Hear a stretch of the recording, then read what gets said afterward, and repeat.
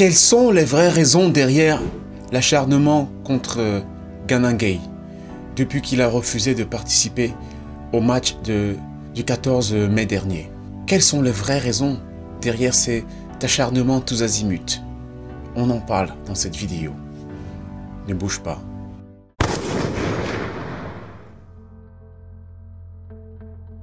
Idrissa Gana Gueye ne voulait pas porter le maillot parisien floqué du drapeau arc-en-ciel en soutien à la communauté LGBTI lors de la journée internationale de lutte contre l'homophobie. Une version qui ne plaît pas aux associations de défense de cette communauté en France, mais au Sénégal, le joueur qui jouit d'une forte cote de popularité est soutenu par les Sénégalais qui appellent à ce que l'opinion personnelle des joueurs soit respectée.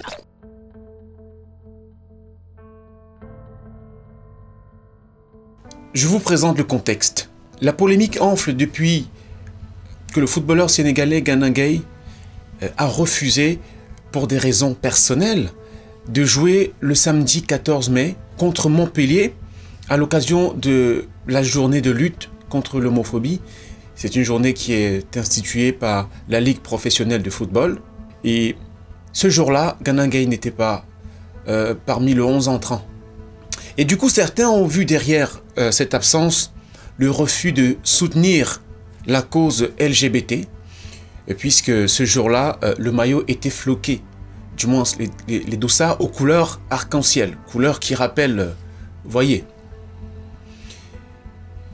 Pourtant interrogé, le coach de Gana Gueye, Pochettino, a juste dit que Gana Gueye ne pouvait pas jouer ce jour-là. Il s'était effectivement déplacé, mais ne pouvait pas jouer pour des raisons personnelles. Et puis patatras, la presse polémiste a eu vent de l'affaire et a commencé à pondre tout un tas de choses. Et chacun y est allé de son commentaire. Les condamnations à n'en plus finir. Les condamnations tous azimuts. On a même vu une ancienne candidate malheureuse à la récente élection présidentielle en France, sortir du bois pour exiger des sanctions. Et la commission d'éthique de la Fédération française de football a demandé à Gana Gueye de s'expliquer, de dire pourquoi il n'était pas là. Et on a vu des anonymes, des célébrités sortir, les journalistes, des menaces en tout genre. On ne promeut pas, j'ai entendu plein de gens dire il veut quand même pas promouvoir l'homosexualité. Bah non. Mais ça n'avait rien à voir. C'était tous les joueurs du champ, donc ça voudrait dire que l'homophobie, c'est exactement. Jouer avec une équipe qui a un flocage contre l'homophobie, je joue pas, faut arrêter quoi. C'est quoi Non mais le prétexte de la religion. Non, c'est pas c'est liberté, je confonds tout. Mais David, laisse-moi dire, je parle pas. Je me suis demandé qu'est-ce que Gana Gueye a réellement fait. Et j'ai eu du mal à répondre à cette question. Je suis sûr que tous ceux qui l'ont jeté au chien auraient du mal à justifier pourquoi un tel acharnement. Parce qu'en fait, Gana Gueye n'a rien dit. Il n'a pas dit le moindre mot. Et il a laissé les gens parler. Il a laissé les gens commenter. Il a laissé les gens interpréter. Il a laissé les gens se perdre en conjectures. Et c'est aussi ça la force du silence. Parfois dans la vie, il ne faut pas prêter le flanc aux polémistes. Il ne faut pas prêter le flanc aux gens qui cherchent la petite bête. Parce que parfois les gens attendent la petite bête pour vous tirer dessus. Parfois les gens veulent vous pousser à la faute afin de justifier un acharnement qui était en cours, qui était en préparation. C'est pour ça que le silence parfois, le silence vaut 1000 mots. Un silence éloquent. Un silence qui signifie en fin de compte, j'ai rien à vous dire. Je n'ai pas d'explication à donner. Je n'ai pas de compte à vous rendre. J'ai pris ma décision, j'ai pris la décision de faire ce qui était pour moi, quelque chose de normal, de logique pour moi, pour mes convictions. J'ai pas de compte à vous rendre. Et qu'est-ce qui se passe quand vous gardez le silence? Les gens se perdent en conjecture. Parce que chacun va y aller de son interprétation. Chacun va y aller de sa condamnation. En fonction de quoi? En fonction de sa vision des choses. En fonction de sa vision du monde.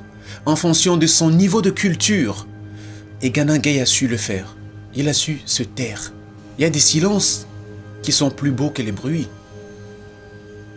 Mais l'affaire s'est ébruitée. Vous voyez la force du silence? Il s'est tué et l'affaire s'est ébruitée. Partout en Europe, en Afrique.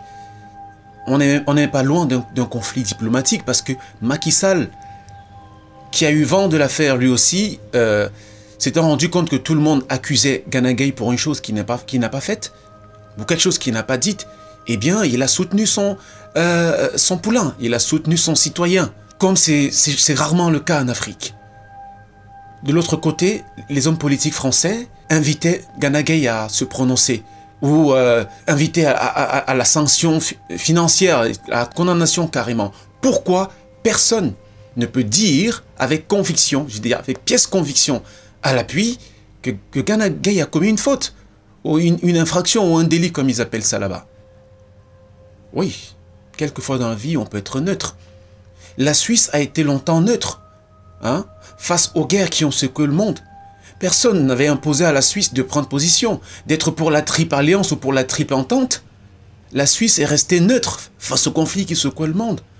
Et je pense que cette neutralité-là doit quelquefois être respectée. Nous sommes à une ère où on oblige les gens à prendre position. Parfois à coups d'obus, coups de Kalachnikov ou de Magnum, on oblige des gens à prendre position. Vous voyez, je prends l'exemple de ce qui se passe entre la Russie et l'Ukraine. Certains pays africains ont préféré rester neutres face à ce qui se passe entre l'Ukraine et la Russie. Et ceux qui veulent imposer leur manière de voir les choses ont demandé à l'Afrique de prendre ouvertement position.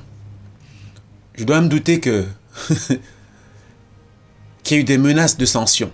Et c'est comme ça à chaque fois que l'Afrique veut assumer ses choix. Ou qu'un Africain veut assumer ses choix. On lui rappelle qu'il doit penser par procuration, qu'il doit agir par procuration, qu'il doit, je dirais même, vivre par procuration. Et ce sont les relents de la colonisation qui a, je dois dire, ôté à l'Afrique son indépendance, même sa liberté de penser, qui se ressent encore aujourd'hui chez les enfants des anciens maîtres.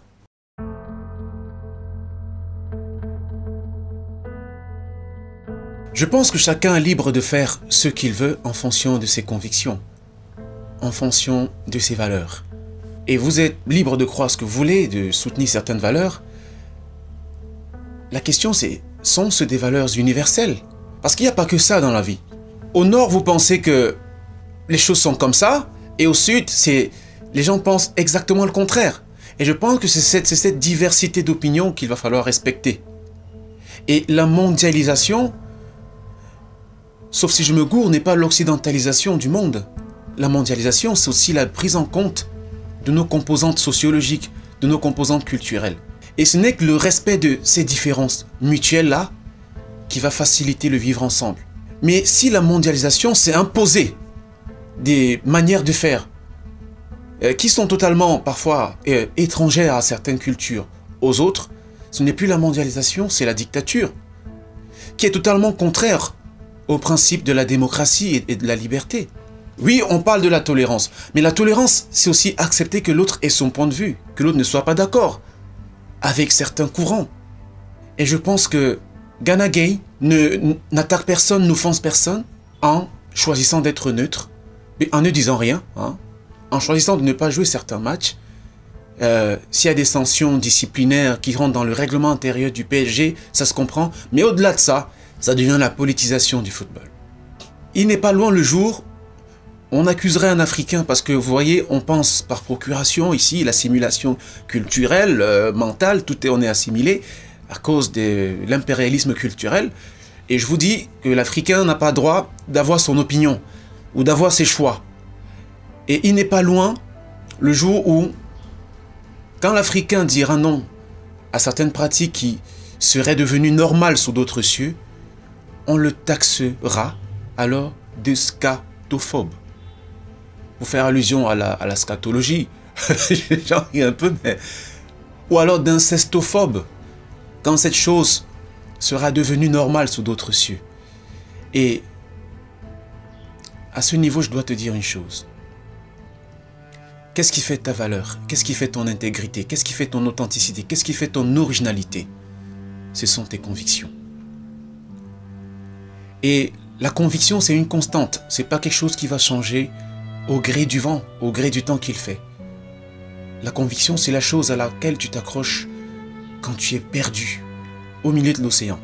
C'est comme un arbre au milieu de l'océan. Tu t'accroches sur l'arbre, malgré les courants contraires, malgré les mouvements de vagues, tu t'accroches à cet arbre parce que c'est ce à quoi tu crois. C'est ta conviction. Et quand tu n'as plus de conviction, tu es comme cette feuille. Tu vois cette feuille morte? Elle va à gauche, à droite, au gré du vent. Parce que c'est une feuille morte. C'est une feuille qui n'a plus ce sur quoi s'accrocher, qui a perdu ses racines. C'est pour ça que le vent peut l'amener où il l'entend, où il veut. C'est ce qui t'arrivera le jour où tu auras renoncé à tes convictions. Parce que lorsque tu renonces à tes convictions, tu es en état de mort spirituelle. Tu iras à gauche, à droite, en haut, en bas. Tu ne t'attaches à rien en quoi tu crois. C'est comme une maison qui perd sa fondation. Qu'est-ce qu'elle fait? Elle s'écroule. C'est ça la notion de conviction. Les convictions, tes convictions, ne sont pas négociables. Cette émission arrive à son terme. Merci de l'avoir suivi. Dites-moi ce que vous pensez en commentaire de ce qui est arrivé à Gana Gueye. Laissez vos avis en commentaire. Nous serons très heureux de les lire et de les partager. Merci de vous abonner pour les nouveaux à cette chaîne. Cliquez la cloche de notification pour ne pas louper les prochaines émissions. Et à très bientôt.